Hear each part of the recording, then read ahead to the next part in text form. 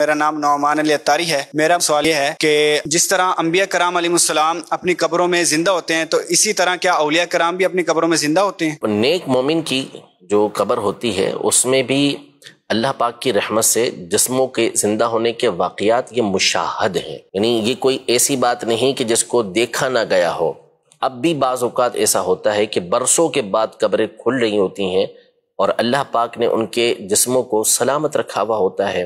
تو اولیاء کے جسموں کو بھی اللہ پاک یہ سلامت رکھتا ہے۔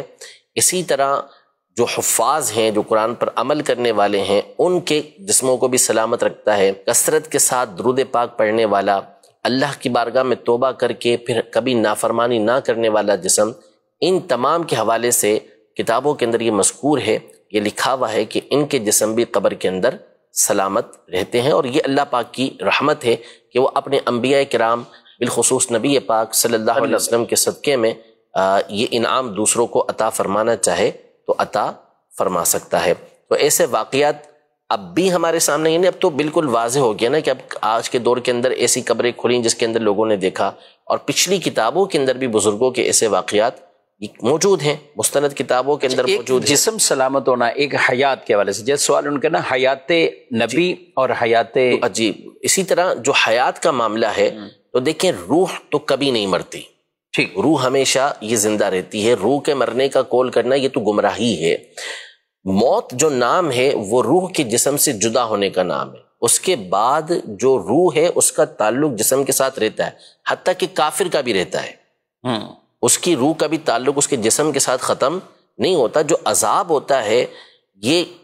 جسم اور روح دونوں کے اوپر ہو رہا ہوتا ہے۔ اسی طرح نیک لوگوں کے اوپر جو انعام ہوتا ہے تو وہ جسم اور روح دونوں کے اوپر ہوتا ہے، یعنی ایسا نہیں کہ اکیلے روح کو سکون مل رہا ہے، لطف مل رہا ہے۔ اسی لیے تو دیکھیں کہ جسم ہوتا ہے قبر کے اندر،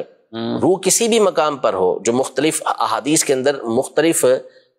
جو ہے وہ روحوں کے بارے میں ہے کہ کہاں کون سی روح رہے گی، تو پھر بھی جب بندہ قبر پر جاتا ہے تو قبر کے اندر جو مردہ ہوتا ہے وہ اس کو پہچانتے ہی، حدیثوں کے اندر موجود ہے، سلام کرتا ہے تو اس کے سلام کا جواب دیتا ہے، وہ اس کا قریبی ہوتا ہے تو اس سے اس کو انسیت حاصل ہوتی ہے۔ تو یہ ساری چیزیں روح کے ذریعے ہوتی ہیں، وہ روح کا تعلق ہوتا ہے اس جسم کے ساتھ، جس کی وجہ سے جسم جو ہوتا ہے آنے والے کو پہچان رہا ہوتا ہے۔ تو حیات یہ تو ہر ایک کے لیے ثابت ہے، اب ہر ایک کے درجے کے مطابق پھر اس کے لیے حیات ثابت ہوتی ہے۔ سب سے اعلیٰ اور عرفہ جو حیات ہے وہ انبیاء کرام علیہ السلام کی، شہداء کرام سے بھی بڑھ کر حیات ہے۔ اور نبی پاک صلی اللہ علیہ وسلم نے تو واضح طور پر جب درود پاک کے حوالے سے بیان کیا تو صحابی نے جو عرض کیا تھا جی کہ آپ جب قبر میں تشریف فرما ہوں گے تو کیا اس وقت بھی یہ آواز پہنچے گی، آپ ان لوگوں کا درود اسلام آپ تک پہنچے گا؟ تو نبی پاک صلی اللہ علیہ وسلم نے واضح طور پہ فرما دیا کہ ان اللہ حرم علی الارض ان تأکل اجساد الانبیاء، کہ بے شک اللہ پاک نے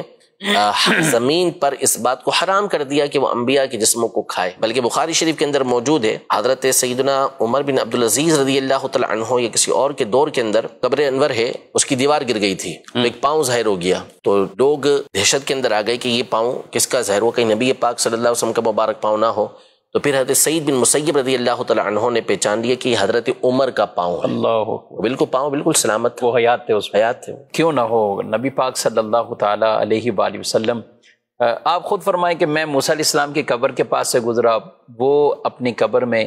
نماز پڑھ رہے تھے۔ الانبیاء احیاء فی قبورہم یصلون، فرمایا کہ انہیں وہ نماز بھی پڑھتے ہیں، اور پھر اللہ انہیں یہ طاقتیں بھی عطا فرماتا ہے، جہاں چاہیں وہ تصرف بھی فرمائیں اور وہاں جہاں بھی سکیں۔ ہمارا یہ عقیدہ ضرور ہے کہ رسول اللہ صلی اللہ تعالی وسلم جسم مبارک کے ساتھ اپنے مزار پر انوار میں تشریف فرمائیں، اور جہاں چاہیں اللہ کی عطا سے وہاں جا سکتے ہیں۔ یہ نہیں ہے کہ ہر جگہ آپ موجود ہیں، ہر محفل میں آپ باقاعدہ تشریف فرما ہوتے ہیں اور جاتے ہیں جسم مبارک کے ساتھ، یہ نہیں، علم کے ساتھ سب کو مشاہدہ فرما رہے، پوری کائنات کو مشاہدہ فرما رہے ہیں، اور ہماری آوازوں کو، ہماری فریادوں کو وہ باقاعدہ سنتے ہیں۔ میرے امام اعلی حضرت فرماتے ہیں، دور و نزدیک کے سننے والے وہ کان، کانے لالے کرامت پہ لاکھوں سلام۔ سبحان اللہ۔ کثرت سے درود و سلام پڑھیں اور ان نیتوں اور عزائم کے ساتھ پڑھا کریں کہ میرے آقا صلی اللہ علیہ وسلم ہمارے درود کو سنتے ہیں۔